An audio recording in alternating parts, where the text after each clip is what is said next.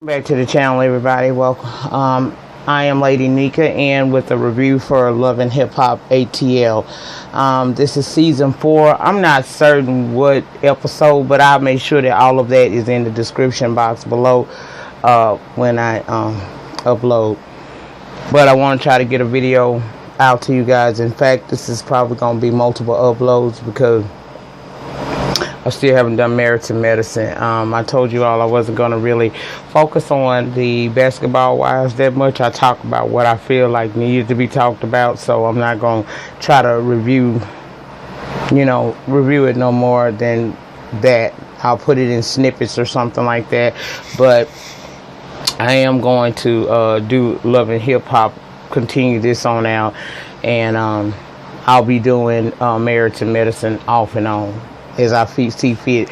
Mariah returned last night, so I'm gonna review the show from last night for sure. But just be mindful that if you don't see a review for Basketball Wives and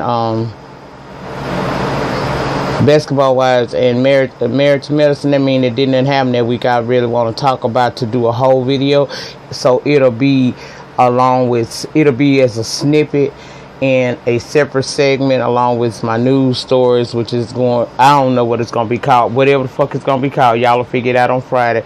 I want to go on and get my reviews out as best I can, because as y'all can see, my face is swelling. That's an indication that I'm probably headed to a flare-up, and a flare-up usually happens with a lupus person when they stressed out or they've been upset real bad, and y'all know what I've been through, so we ain't gonna even go through with all this shit. We gonna keep it moving, boo.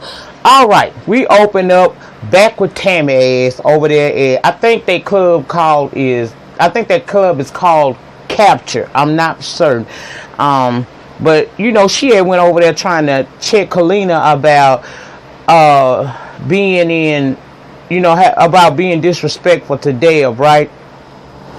I don't know what made her feel like she can go and try to accost this girl, but she was sharp as a motherfucker for that ass whooping that she would have got if them security guards wasn't there. Well, they towed her ass on up out of there, y'all. Yes, they do.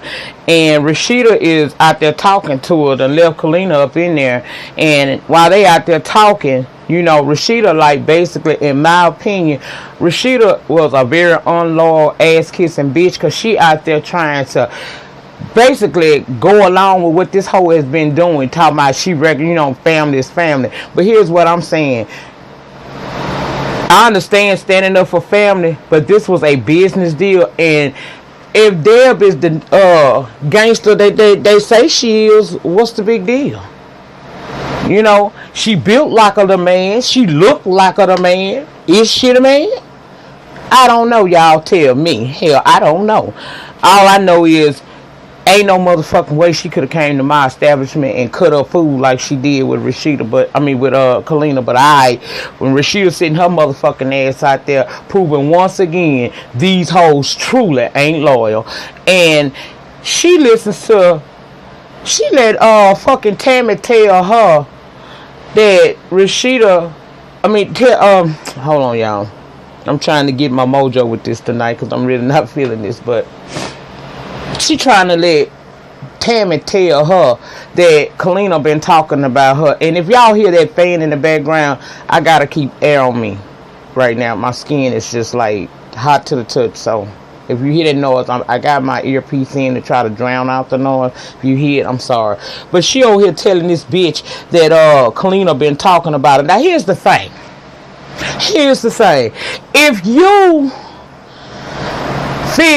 If you knew that Kalina had called you several times and told you things about Rashida, and you and Rashida is cool, why do you wait until you got beef with her because of your mother-in-law to come out and tell her that when you and Rashida acting like y'all ace boom coons outside the club? I call bullshit. I don't believe the bullshit at all. Fuck her. But she done let her tell her that bullshit about Rashida supposedly was talking about her bad, saying Rashida was on the tour bus passing out CDs. I don't even understand how that's bad.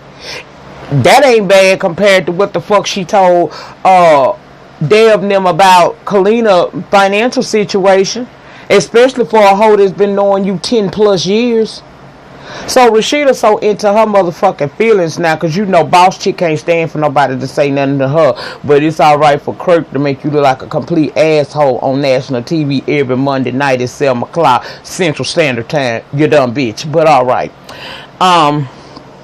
She decides that she's gonna go head on and listen to the bullshit, and instead of going back in the club to support her friend and check on her friend, she leaves. And Kalina's aware that Kalina was already in there telling Tony when he came up asking her what was going on with that disturbance.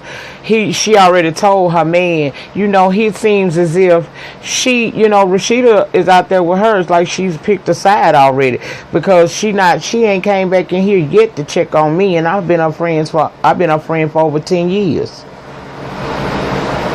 Told y'all these hoes ain't loyal. Okay, next we see Stevie J, and he's saying that, you know, now that he out of rehab, it's time for him and the Puerto Rican princess to move on to LA so that they can start their thing. I think this is the prelude to them leaving the show or whatnot, you know what I'm saying? Because I know that they supposed to be leaving to have their own branch off, and I can't wait to see that shit. It's gonna be good, y'all. Y'all know Jocelyn entertains a bitch like me totally. I'm here for Miss Jocelyn. I love Jocelyn Hernandez. I can't say enough about a bitch that stand up in her shit. All right, sister. Stay strong. Well, he meeting up with Mimi, and she, you know, he got to tell her that he finna get ready to move to L.A. And he know Mimi not going to be really feeling that shit, because they got the MF management thing, and he saying he going to make sure that he look out for her. So while they talking, she telling him about the situation that happened with Dime and Fox over there at Jazz Page, right? And he telling Mimi, although he not feeling, you know, Jocelyn not, well, he said in the confessional, although his wife is not really feeling him working with, you know, any of these women, if it's a smart business move, he gonna make that move regardless. So in other words, he on the come up. Steve trying to come back to and be the hit. They ain't calling him the hit man for nothing, honey. Well, he telling her that because she said that Faye want to work with Fox. He's saying if Faye want to work with Fox, she must have some kind of talent. So he don't mind, you know, getting together with her. And that's when he was talking about he ain't mind, you know, he don't care if Jocelyn mad or not. If it's a good business decision, he gonna do it. But he don't really want to fuck with Dime Piece at all, because he say she rough around the edges. But what Mimi said in the confessional is she thinks that it has a lot more to do with, you know, personal stuff with him and her, opposed to the fact that she's rough around the edges and he ain't really feeling her, okay? Well, she says that even though that Steve is not interested in working with Dime Piece, JD, which is Jermaine Dupri, hooked her up with a producer for Dime, so Dime gonna be the fuck alright. Alright. Next we see Cena, and she hasn't spoken to Jock since they had that little argument down there at, from what I'm understanding, it's called Monkey Joe's or some shit like that. It's our version here in Louisiana and many other places of Chuck E. Cheese. Well, since she acted a fool at the kid place, she ain't heard from him, and now she feeling like she want to get some revenge against KD, because she feel like KD has broken up her family. So guess who she seeks out? She goes down there to Karlie Red, little old piece of store she got with old girl, right? Gotta keep the inside cool too, child. Well, she telling her, I don't know what the fucking purpose of this was, but they go down memory lane, and she explains to Karlie, you know, how it went really. When Jock was with her, when Jock was with Cena and Carla, and when KD and all that shit. They get to talking about, you know, Katie got all these multiple ass jobs that Jock tried to fool Karlie Red by into believing that they were just friends, and she just was doing all these services for him. But what she really was his side piece bitch, okay? Well, that for some reason put Karlie in her fucking feelings. Now, I don't know why it put Karlie in her feelings, because Child, this man ain't gave you the time of day. Once he said he was done, by all appearances, he was done for real with you.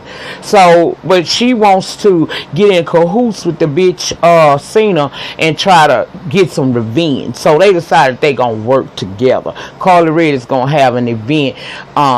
Apparently Karlie Redd has her own distribution label. It's through Empire Records, and she's having some type of party to announce that, and she's going to send Cena, what that whole name is, send this whole Fluffy a damn invite and see what they can get crack-a-lacking on that ass. Alright, we see Kirk and Rashida next day in the studio. And every time I see Rashida in the studio, I bust out laughing. Y'all, I'm going to tell y'all why I be laughing at Rashida. Because she's only had a few mediocre successes, okay? And when I say mediocre, I'm talking about very extreme mediocre. As extreme as a bitch can get. But Rashida act like she this legend. She act like she Lil' Kim or some damn body. Girl, you ain't never been no damn Lil' Kim. What you had, Bubblegum, and that song about bending over, touching your toes, and that was that. I went back after Sean Bradley mentioned that and checked that song out. I looked it up. Yeah, I remember that song. I used to like that shit too, but I ain't know it was Rashida. That's just how much I did not give a fuck about it back then. Well, anyway, child, they in the studio, and she supposed to be working on this song that I really wasn't feeling. When Rashida be rapping, she be rapping like she just the OG in the game. Girl, let me stop. Okay, I'm doing too much shade. But she in there talking about, she dropping her beats for her new album that could be her possibly last album. Child, I hope it is. Go on over there to the press and sell them bossy accessories, that poison makeup, and them cheap ass cute little clothes you be selling. Girl, go on over there and do that. Leave the music thing alone, honey. But in a damn way, she in there doing that bullshit with Kirk, and Kalina comes over because she has invited her over to the studio. Well, they sitting there talking, and apparently Rashida left with Tammy. In fact, like I said, instead of her leaving, she left with Tammy, and I guess Tammy done gave her all the good tea, you know what I'm saying? So she wants to try to come for Kalina at this meeting, telling her that Tammy told her that Rashida was talking bad about her, and so she tells Kalina that what she's supposed to say was, and this is what's crazy to me, because apparently you did this, so what was the big deal? She say the girl told her that Kalina was saying that she was on, that Rashida was on Kalina's tour bus, passing out CDs, I guess, you know what I'm saying? And I heard something about a bum bitch, but Kalina said that's not what I said. What I said was Rashida was here passing out CDs. Not in a bad way, just telling the girl. I guess they could have been generally talking. Y'all, I don't think Kalina said nothing bad about Rashida. And obviously, bitch, you was on the bus. Okay, bitch, you was on the bus giving up the motherfucking CDs. So what's the big goddamn deal? If you got a product and you trying to get it out there, or you trying to build a brand for yourself and a name, then what's wrong with you? Wouldn't you give? This bitch ain't retarded. I mean, she just be turning up for the camera, and it's so obvious that her storyline is utter bullshit. It get on my damn nerve. I'm so sick of Rashida and Kirk. I wish they Mona, bitch. You ain't shit for fucking with these hoes like this. But she gets mad. And so Kalina was like, well, I didn't say nothing, but you was here giving out CDs. You, on the other hand, was doing a little talking too, because Deb and Tammy shooting shots at me about me and Tony's financial situation. And Rashida gonna say, well, the only thing I said was I hope they don't go buy a big house that they can't afford. I would rather a motherfucker say I was on the bus trying to give out CDs and, get my music out there than for a motherfucker go talk about, well, Nika can't afford, her financial situation is not good. Her status at the bank is not very good. when someone tells you their financial situation, that goes under personal. And you need to realize that ain't nothing you would want nobody to talk about. How would you feel if Erica went out and started capping about you being a stupid asshole driving all the way to supposedly Alabama to knock on the door of a fucking carpet muncher? You ignorant big girl. I guess, see, light-skinned pretty people. But anyway, they get into it. Cause Kalina, was like, I'm not feeling it. I didn't talk about you like that. And she's like, bro, I'm tired of this, son. And when she said that, Rashida gonna tell her she can leave. And Kalina had a tear come out of her eye. Now, Forrest Rock said it a couple of weeks ago, but as a woman who went through postpartum, when I seen how Kalina was acting, I knew she was going through some postpartum shit. I was just wondering if Mona was going to be, have sense enough to write it in so that we would better understand why every time we turn around in the camera on this bitch, she acting like her name is Vicky Newman, Young and the Restless. She always crying. She started crying in the studio. But here's the thing. Kalina know goddamn well she got baby. Girl, I'm right here with you. When that tear drop, it ain't always because I'm hurt. It might be because I'm ready to kick your motherfucking ass. And I understood her saying that because I dropped some tears recently. And it wasn't because I was hurt. It's because I was mad enough to fucking fight. I will do that too, so I was right here. Cause she gonna tell Kalina to leave. Kalina like, okay, this has-been ass bitch, let me get on. Cause Kalina got more success under her belt than Rashida ever will have. While she trying to fake the fuck like she a big time. A girl, please. You ain't never dealt with Diddy and them. This bitch dealt with Diddy for years and made coin. Kalina is a songwriter. What you wrote, girl? What you wrote that somebody wanted to buy? Rashida, sit your stupid ass down, bitch. Well, Kalina told her to kiss her motherfucking ass. She said, nah, better yet, stick your head between your own legs and get yourself off. I was like, you better tell her, bitch. And she left. And when she left out, she gonna tell her, girl, get your finances together. Hold up. Wait. Wasn't it just not too long ago? A couple motherfucking episodes ago? Your man said y'all ain't really had no coin either. That's why you went and auctioned off his. Y'all fuck this shit. I'm not even finna. I ain't doing it.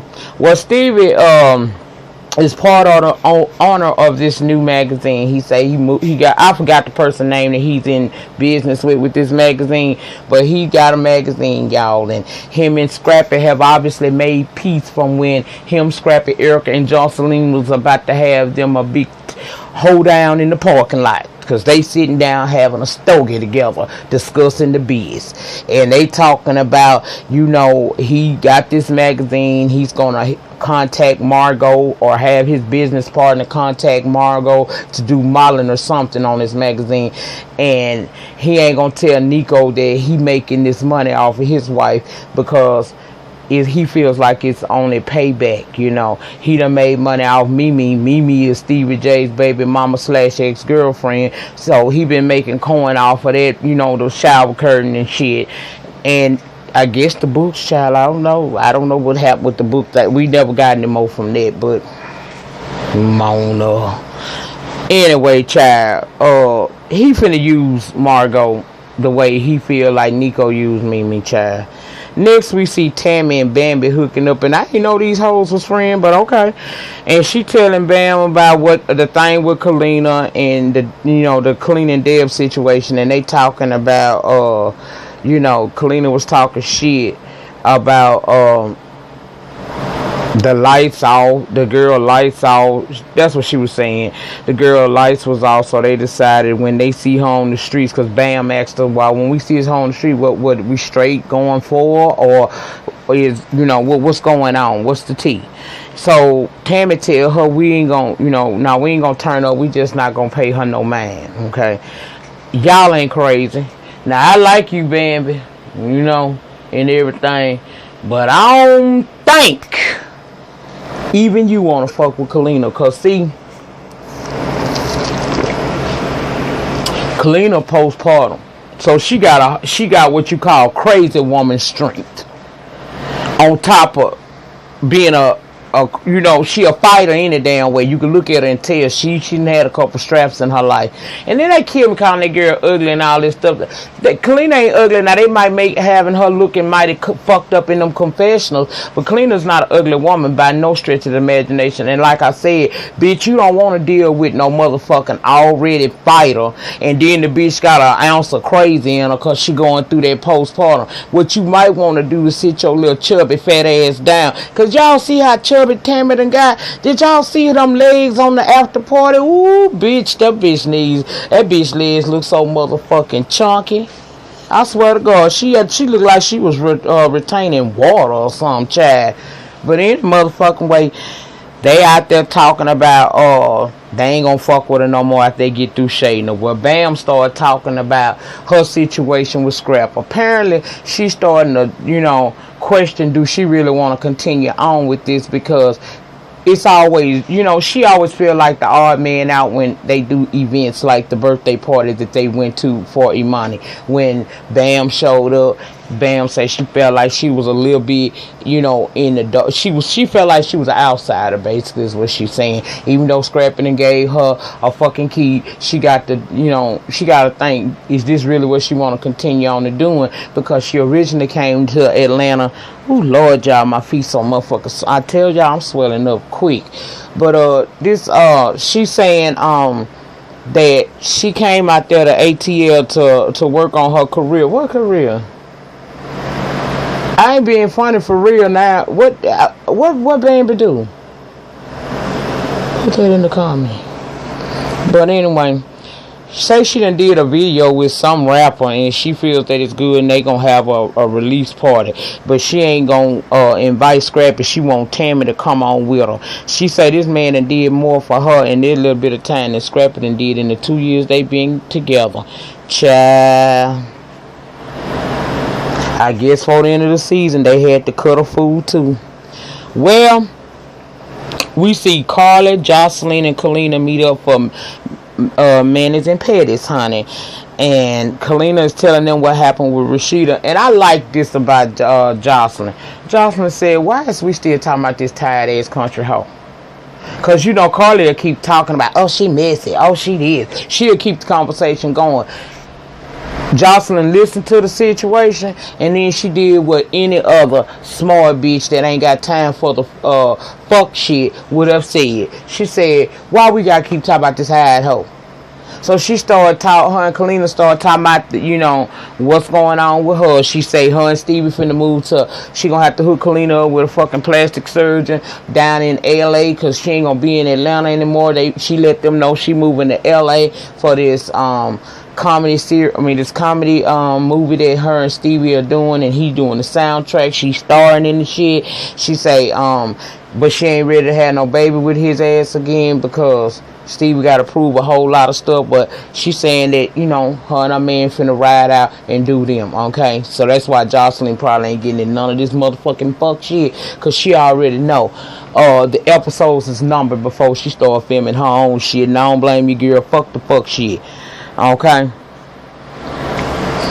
Stevie done got too much shit he got too much shit going on for himself right now. This could be positive. He back with Diddy, got a movie deal. Yeah, y'all going on and do y'all own thing. Cause y'all the breakout stars in this motherfucker. That's why they hate you, girl. Cause you good at what you do. But, you know, fuck your haters. Anyway, Karlie get to talking about the situation with her young jock Cena.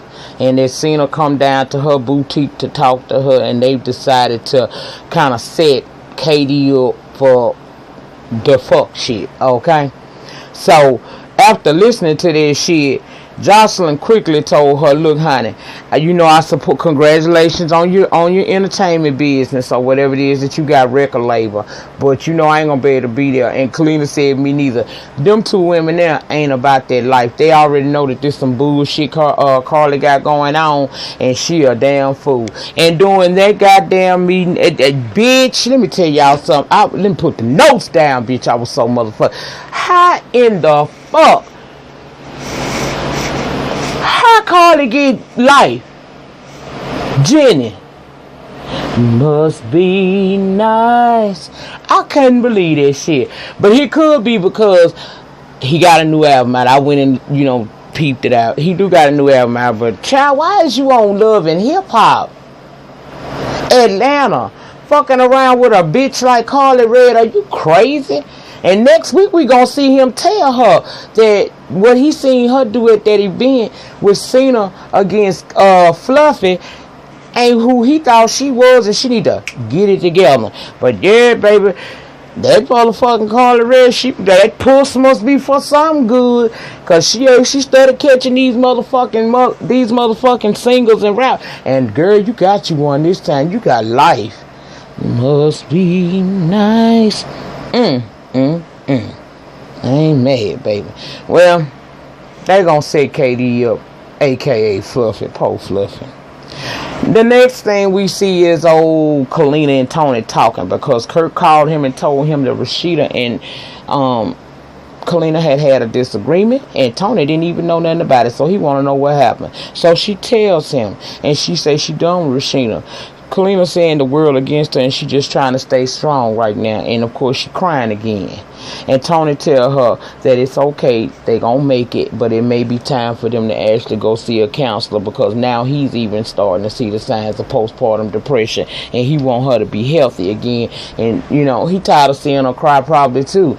You got any love for her, you don't want to see her constantly crying, and she been crying since she gave birth to Pola Noah, child. Well, Margot doing the photo shoot, okay? And while she getting herself together, getting ready to do the photo shoot, here comes some motherfucker Stevie J. Back up, Nico there. She said she felt like she needed to bring Nico with her, because she trusts him. Margot. Girl, you keep trusting the devil. Stop it. Child. I had to do some kind of whisper. Mimi didn't whisper this goddamn episode, old bitch. I love when she whisper. Well, anyway, he pop up in there on their ass, and he let them know that he part on her. And they get to getting into it, him and Nico. Basically, Stevie like, bitch, you got paid off for my motherfucking female, baby mama, for the last 2 years. I'm finna get paid off your bitch. And Margot gonna say, I need to get paid $10,000 to do what, Margot? Now, girl, you can sing a little bit, and your look is kind of exotic, which would make you a pretty good model. But you ain't worth no 10 grand, bitch. I ain't seen you on nothing, so don't even go there. Well, they wind up arguing, child, and Margot, getting into it with Stevie, talking about why you mad with him. She went to defending Nico. I don't know why this woman feel compelled to do that, but if that's your husband, okay then, bitch. But girl, you married, you a clown, and y'all ain't even together. Y'all shit. Y'all supposed to be separated on y'all way to divorce, according to what the fuck you said two episodes ago. But okay then, bitch, whatever. Child, we see them leaving out of there with a fucking carry-on bag, talking about Ubers. Bye, bitch. Bye. You ain't that motherfucking monkey you call your husband. Fucking Nico. Them some motherfucking stupid bitches right there. I swear to God. I like you, Margot, but every episode that you defend him make you look more and more like a stupid bitch. Girl, get it together, bitch. Anyway, the last scene is Karlie Redd goddamn party. Alright, her and Cena there. They waiting on Fluffy to show up. And of course Fluffy shows up. Y'all, where was Fluffy going with that fucking outfit on? She had like this bra thing on. Child, she had all a good side. And when she realized, see, this is what I'm saying, that shit be staged and shit. Because in real life, if Fluffy would have walked in there and heard Karlie Redd's name and looked over there and seen baby mama number 4, as she called her, and Karlie Redd together, she'd have walked her ass back out there. But because this is a TV show and they trying to keep us entertained, this bitch gonna actually go in and chill. And as soon as she got up in there, here come motherfucking Karlie and goddamn Cena. Cena calling her crazy, fucking Karlie Redd calling her piggy, and I'm calling her Fluffy, and Forrest Ross calling her baby knees. Bitch, we just ain't gonna call you Kadir, is it? Hell no. Well, Fluffy immediately is on the defense, because she realized what's going on, and they wind up having an altercation where they arguing back and forth between the two of them, and Cena trying to act like she really ain't trying to do nothing to the girl, but you knew what you was doing, because this is what you want to do. You want to get her to this event without anybody being there to help her, and y'all was gonna gang up on her. Now, Karlie, I don't understand why, if you got life Jennings, bitch, you would want him to see you acting such a fucking fool. You cut a fool in front of your new dude, bitch.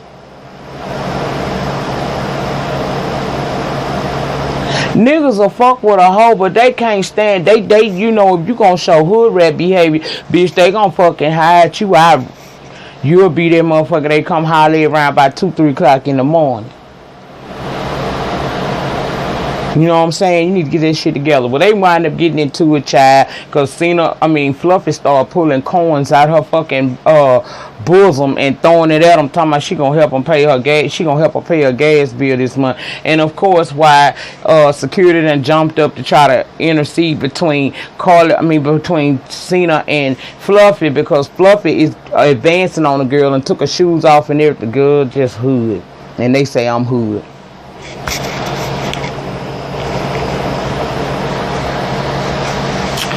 You don't know me. We know them. But any damn way, y'all, she took her damn shoes off, started throwing money. And here come Karlie Redd dashing a drink in her face. So she's trying to get at Karlie Redd now and the show go off. Next week we supposed to see of course, life is gonna check motherfucking Karlie Redd. I still don't believe that relationship. Somebody gonna have to show me the motherfucker. Y'all tell me. I don't follow this bitch on Instagram. Is this bitch posting any pictures with Life Jennings? Y'all let me know. But in a damn way, that was the episode tonight, guys. I'm gonna get on up off of here because I gotta try to get this Married to Medicine out to you all. And in the meantime, in between time, please comment. Well, rate, comment, subscribe. And I'll see you guys on the next video. Y'all, my ass crazy. I'm kind of tired, but shit, I'm going to keep on keeping on. Peace.